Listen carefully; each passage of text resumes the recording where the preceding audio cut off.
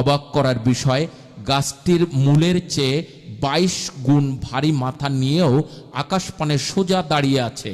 একসময় খেজুর গাছটি থেকে রস আহরণ করা গেলেও এখন আর হয় না।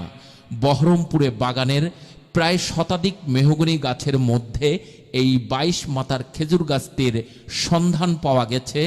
এখনও জীবিত আছে এর 14টি মাথা।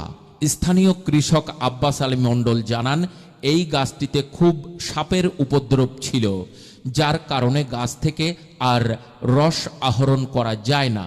আবার সাপের কারণে খেজুর গাছে ফল ধরলেও সেগুলো পাড়া যেত না, গাছের ফল পেকে নষ্ট হয়ে যেত।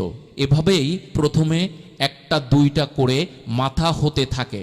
এক সময় এত মাথা হয় যে গণনা করাই মুশকিল হয়ে যেত। কিছু মাথা মারাও গেছে। এখন 14টি মাথা